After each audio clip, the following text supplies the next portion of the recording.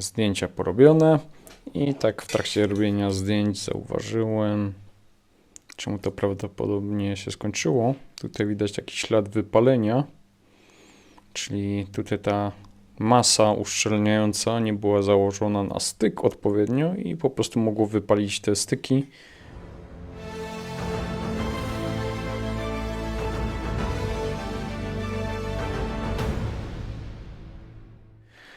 Tak jest moje podejrzenie, by trzeba było zrobić bardziej dogłębną sekcję, ale przejdźmy teraz do tego, co jest do zrobienia, czyli wykonanie sobie izolatorków.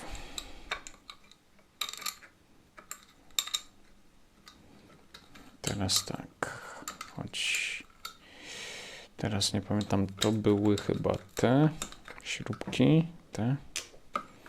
Na tych śrubkach się powiększę raczej. Zoom zmienię. To były chyba te śrubki. I damy sobie tak samo, bo jednak urządzenie dało radę termicznie, a nieraz pracowało przez kilka godzin, gdzie to powinno działać maksymalnie kilkanaście minut, no bo się po prostu zapomniało. Co prawda jest to kilka lat później, więc patrząc na to, że już tutaj to nie jest zbudowane jak prędzej, jest szansa, że nie posłuży to tyle co poprzednio, no ale wiedząc, gdzie są słabe miejsca, może będzie lepiej. Tym bardziej, że tutaj ta masa jest lepiej poukładana w tych ogniwach. Troszeczkę więcej wykorzystali tego silikonu na górze i od dołu, gdzie tutaj jest tylko od jednej strony, więc jest szansa, że posłuży to nam dużo dłużej, bezawaryjnie. Okay. Pierwsza modyfikacja się prawie udała, czyli mamy przerwę, czyli wszystko w środku sobie będzie oddychało i jest mniejsza szansa, że się spali. Jedynie patrzę, że przewody z tej dużej cewy dotykają mi tego aluminium i się to może przetrzeć i spowodować zwarcie. Więc musimy się cofnąć o jeden krok i to naprostować, bo nie chcemy zrobić sobie problemu później. Więc dogniemy sobie te przewodziki, tak, by nie miały możliwości dotknięcia czegoś innego.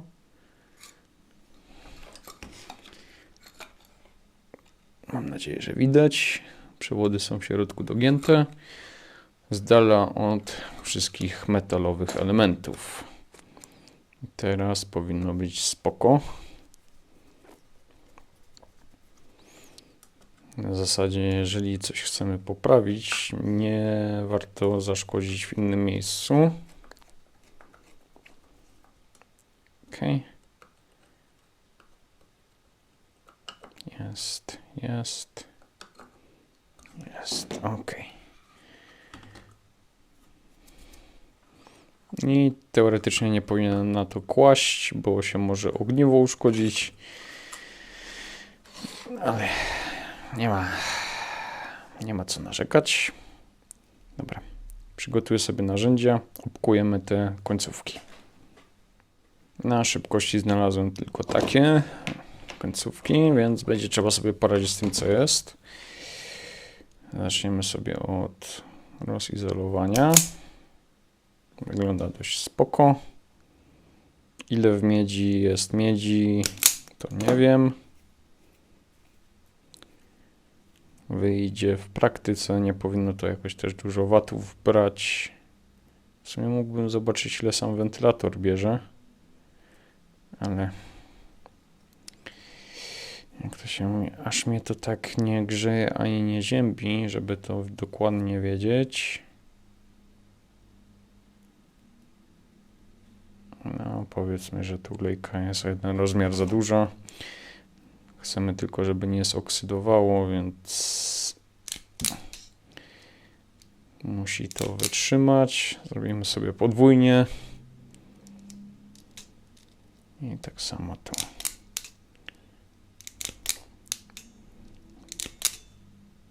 Trzyma. Trzyma. Rozizolować. Raczej uciąć to, co no, zbywa. Bo to do niczego nam nie będzie potrzebne. Teraz ustawić sobie w pozycję roboczą, czyli mniej więcej tak. Teraz jedna była dłuższa, druga krótsza. Nie zgadnę, ale musimy mieć zaś pakiecik zrobiony. Zrobimy sobie jeden. Teraz tylko nie wiem, czy było tak. Możliwe, że było tak. Złapiemy sobie z grubsza. Już się trzyma. Jest ok. I teraz drugą stronę. Musimy sobie dać śrubeczkę. Podkładkę z zardzewiałej śrubki i podkładkę izolującą. Tak, żeby radiatorek fajnie wisiał sobie w powietrzu. Nie wiem, czy damy troszeczkę ciepłego kleju później, ale wyjdzie dopiero to w momencie, jak to zacznę dokręcać. Tak, żebyście też widzieli. Kręcimy w poliwęglanie jakiegoś typu. Ciężko mi powiedzieć, jakiego typu. Dobra, wiem, że idzie ciężko. Nie chcę, żeby pękło. Więc prawdopodobnie obstawiam, że mamy śrubki na opak, bo to kiedyś było skręcone. Dlatego tam idzie to ciężej, bo tam była krótsza śrubka. Poliwęglane i takie inne plexiglasy i podobne nie lubią być rozciągane. No, w tym momencie pękają i się pojawia problem, gdyż to narzędzie moje dało radę obsłużyć mnie przez X lat bez awarii i teraz nie chcemy spowodować awarii w trakcie, powiedzmy, remontu. Ok, trzyma się nie do końca. Jeszcze ciutkę. No, teraz już jest raczej dobrze, ale tak dla pewności już się nie drgnie. Teraz z tej strony jest ok. Trzymamy miejsce, tak, mamy miejsce między płytą a radiatorem i między radiatorem a elektroniką. Jest ok. I teraz tak, dojdźmy do tego, co tutaj jest. Kolory. Faza idzie przez to, czyli faza idzie zaś tu. Czyli mamy tak. Z przewodu zasilającego idzie na nasz wyłącznik termiczny. Też jako brązowy, wraca jako niebieski.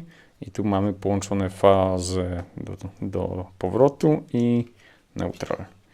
Kurczę, jak sobie przypominam, mi się przypomina, jak to robiłem kilka no może nie dni, ale kilka dobrych godzin siedziałem nad tym, jak to porobić, jak to rozkminić, żeby było dobrze, a teraz to jest od ręki, więc człowiek się uczy cały czas.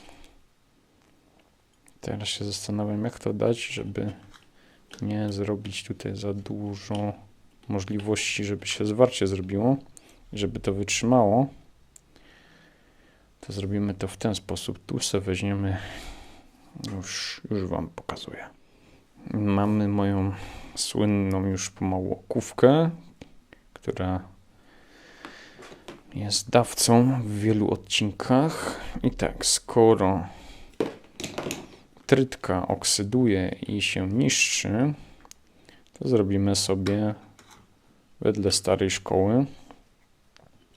Zależy, jacy starzy jesteście, to czasem jak są instalacje elektryczne, to do ściany, do gwoździ są, pokażę Wam tak, są po prostu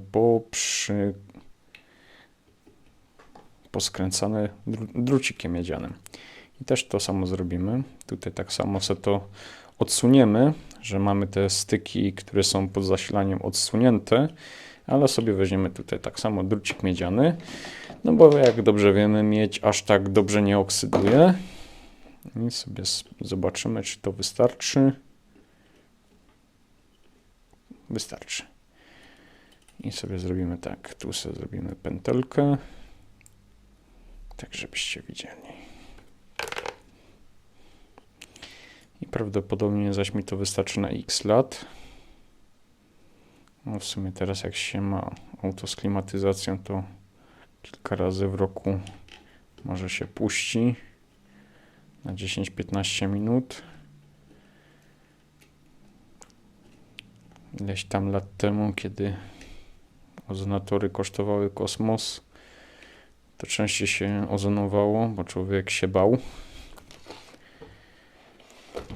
Ale już miałem ozonator, zanim to było modne.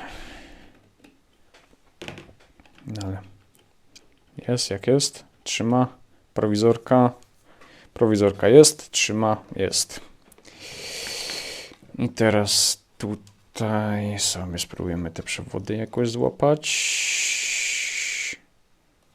Tutaj to myślę, że weźmiemy sobie już zwykłą trytką zrobimy. Mam mój, nazwijmy to trytkownik, gdzie mam jakieś ścinki po czymś. I sobie złapiemy jeden. I tutaj krótsze są te przewody. Złapiemy sobie drugi. Albo sobie wykorzystamy to. Tutaj sobie złapiemy tym drucikiem na większej długości, że jak będą wibracje, to nic nam się nie powinno przetrzeć. Z naciskiem na nie powinno. Tego sobie troszkę wyciągniemy, bo jest go więcej. I mamy to wiszące w powietrzu, naprężone jest. Tu jest, tu jest. To jest ok. Tu muszę tego się pozbyć. Bo jednak jak widzę, że to się bardzo dobrze trzyma, czyli połączenie kleju, czyli ciepłego kleju i opasek, trytek jest dobry. Dlatego mi może wtedy tyle zeszło, bo musiałem pokombinować, jak to wszystko pomocować. Teraz jak już to się tylko naprawia, jest dużo łatwiej. Ale widzę, że to tak dobrze pozabezpieczałem, że teraz jest troszeczkę problem to odświeżyć. Więc chyba zaraz sobie wezmę wiertarkę i sobie po prostu to przewiercę, bo coś mi to ciężko idzie i długo trwa. Być może Nie widzę światełka. Dobra, wiertarka. Wiertarka i lecimy. Troszeczkę mniejsze wiertło.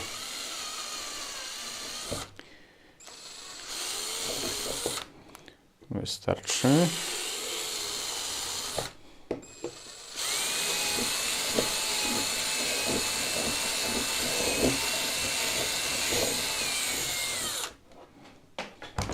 Ok. Jest dobrze. Teraz tylko tutaj opaskę. Taki rozmiar. Myślę, że będzie dobry. Teraz tylko sobie trzeba to poprzeciągać. Tak, żeby tu wrócić. I powinno być dobrze.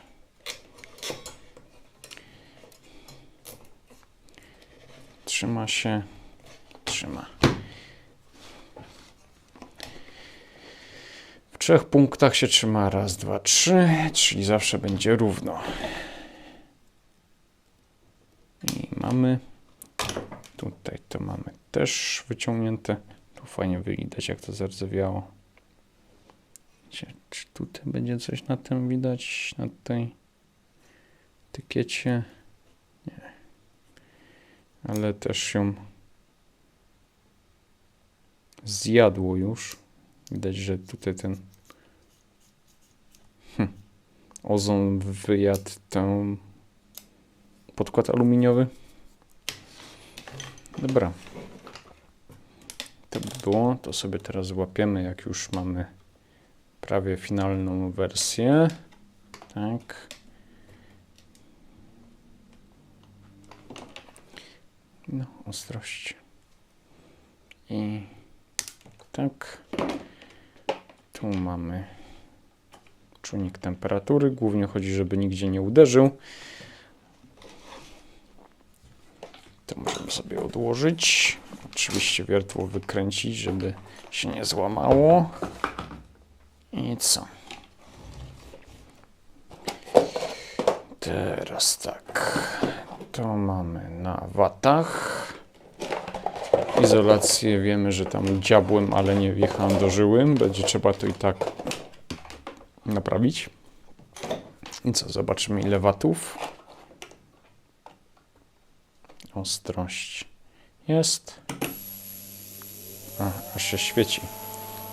Zgaszę światło. Jeszcze bym musiał drugie zgasić. Momencik.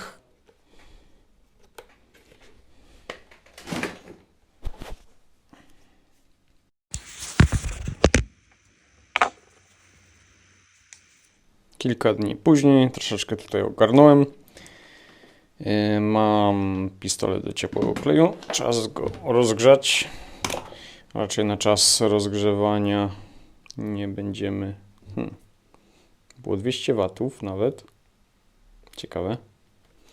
Ma niby 75. Tak nigdy jeszcze nie mierzyłem tego. Tu pisze, że to ma 16. A bierze 52. No troszeczkę jest okłamane. Kilkukrotnie. Więc warto czasem pomierzyć.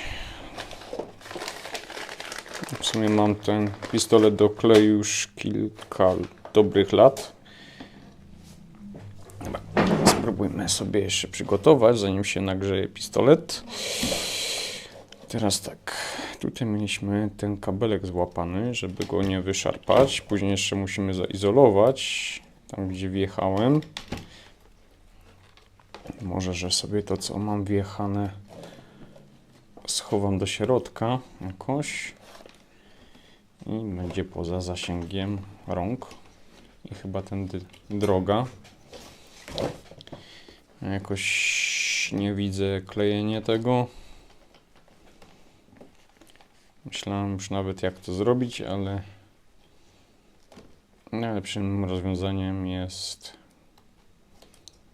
brak potrzeby w ogóle coś z tym zrobić. A to zrobimy tym, że po prostu te skaleczone miejsce schowamy w środku. Nie ma wewnętrznej izolacji uszkodzonej, więc powinno być dobrze. Mamy jedną opaskę. Tak jakieś droższe. Z doświadczenia wiem, że lepiej kupić droższe opaski, bo są wykonane z lepszego materiału i więcej wytrzymują. Te najtańsze po prostu się degradują albo tak twardną, że po jakimś czasie są już bardziej do wyrzucenia, mimo że nie pracowały w ogóle. No i dobra, mamy to zabezpieczone. Uszkodzony kabelek mamy w środku. To już zaczyna pomału kapać, więc jesteśmy w dobrym miejscu. Biorę obcinaczki i lecimy z tym. Są obcinaczki. Obcinamy na równo, pod kątem prostym, tak żeby kolejna osoba sobie krzywdy nie zrobiła, albo po prostu ja. I teraz tak. Założymy sobie to z powrotem. Większość ciepłego kleju gdzieś tu została. I to spróbujemy jakoś wykorzystać.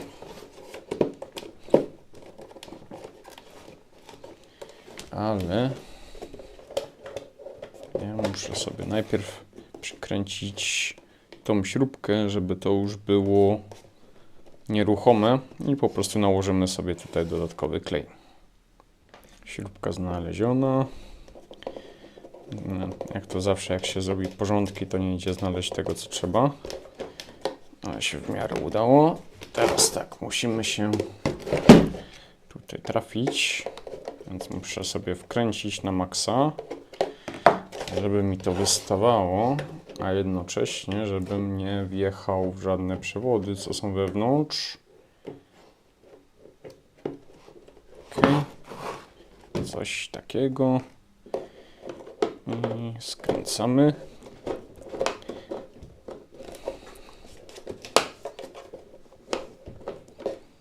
Przydałoby się coś krótszego albo dłuższego.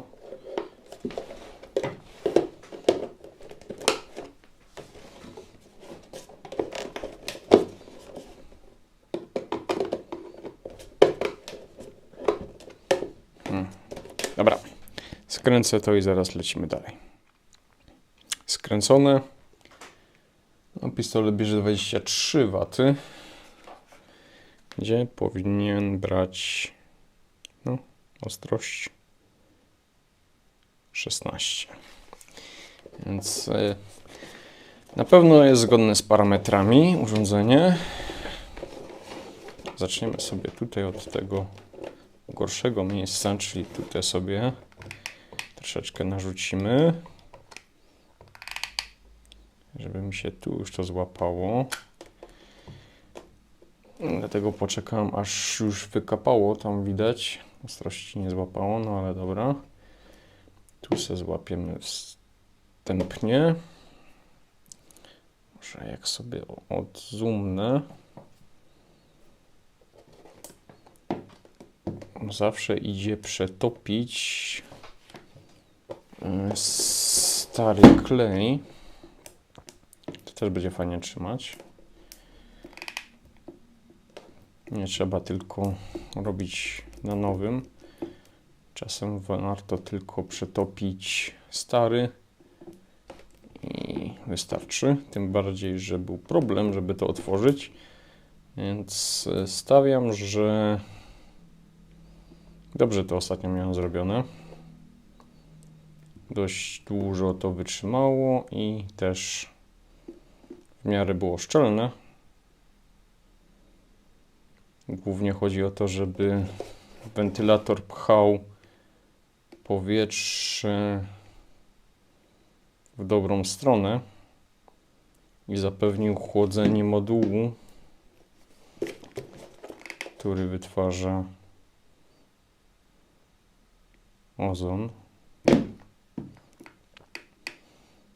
No jeszcze jest przyłącze same zrobione, które docelowo miało być na wąż, że można doprowadzić do kratki, na przykład sącej, i dezynfekować, nazwijmy tak, układ dolotowy, nie tylko samą instalację, ale układ dolotowy, tak by wszystko było odkażone, zoksydowane, bo na tym to polega, że to po prostu oksyduje wszystko, co istnieje, głównie życie. Więc prawdopodobnie jak tutaj będę miał ten etap zrobiony, czekam sobie na dzień, jak prawdopodobnie będę wracał z pracy, tak by mieć odpalony samochód, ciepły, klimę puszczoną. Będę musiał sobie wyciągnąć filtr kabinowy, choć filtr będzie do wymiany. Ja już 1 rok jeżdżę. Kabinówkę warto wymieniać sobie co roku. Tym bardziej, że teraz jest sezon na pylenie oraz grzyby. Więc łatwo będzie zrobić 2 rzeczy naraz. Pozbyć się zagrzybiałej instalacji oraz wymienić filtr jednocześnie. 2 rzeczy naraz będzie można zrobić.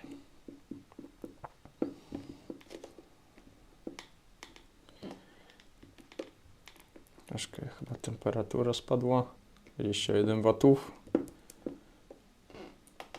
Możliwe, że jakoś moc się stabilizuje z czasem. Ale dobra. Mamy tą stronę. Teraz sobie tutaj to dopchamy do wentylatorka. I sobie zrobimy tą stronę, żeby trzymało.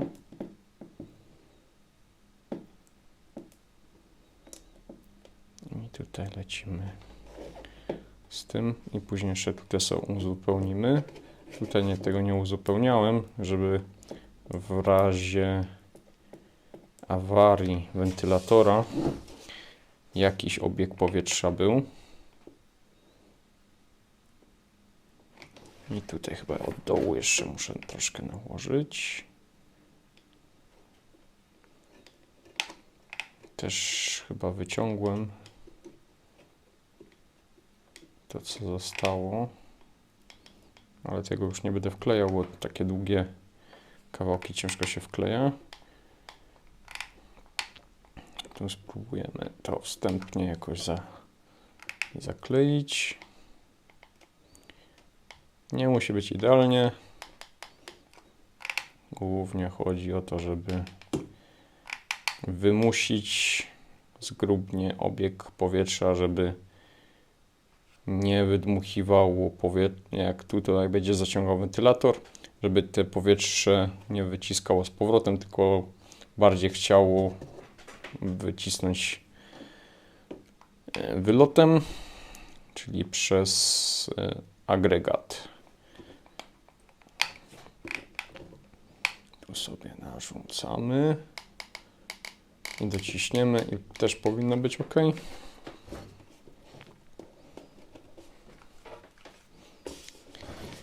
To się przewiązało. Teraz widzimy, gdzie nie trzyma. I projekt, można powiedzieć, jest pełny. Jest użycie trytytki, jest użycie ciepłego kleju. Rozbieralność, naprawialność bym ocenił 3/10, bo czas, żeby otworzyć, poskładać, naprawić, jest czasochłonne. Technicznie nie jest to jakoś super wymagające. Można by było to zrobić troszeczkę inaczej, może nawet na drzewie, na sklejce jakiejś. Wszystko zależy, co będzie kto miał do dyspozycji, ale idzie sobie zrobić. Jak ktoś lubi sobie robić samemu, bo kiedyś gadaliśmy z kumplem, że idzie kupić sobie taki agregacik, ozonator. Ale szczerze, patrząc po tym, jak to się zmęczyło, po iluś tam pracogodzinach, to już widzę urządzenie całe elektryczne, jak się będzie sprawowało, gdzie są tam styki i tak dalej, które pracuje w własnych wydzielinach, nazwijmy to tak, czyli w tym ozonie. Jak będzie tam wyglądała ta elektronika, jak te połączenia, jak długo to wytrzymie z racji oksydacji. Więc no tak troszeczkę na wstrzymanie bym wziął, bo widzę, że raczej to nie podziała za długo, takie kupne urządzenie. Tym bardziej, że zapewne nie jest tyle zapewnionego przepływu jak tu. Wyłączę już i skończyliśmy na 23 W. Damy sobie stopkę. Niech sobie kapie tam, gdzie kapało prędzej. Organoleptycznie sobie sprawdzę, czy jest wszystko w miarę ok. Tu się oparło. Więc tutaj będzie wysokie napięcie, ale mamy lekką izolację z beczki. Stawiam, że te kilkaset voltów, tylko tutaj na pewno jest kilka kilowoltów, będzie tego. Dobra, szybki test. Ostatnio się załączyło i musiałem stąd wychodzić, bo wdychanie ozonu nie jest zbytnio zdrowe. Dobrze, i test. Musiał coś... Czy będzie widać, że odpycha. Dobra, muszę wychodzić, ale widać, że odpycha. Dobra, nie mam jak pokazać. Czas wychodzić, wali ozonem. Dziękuję wszystkim, do zobaczenia, do następnego, cześć.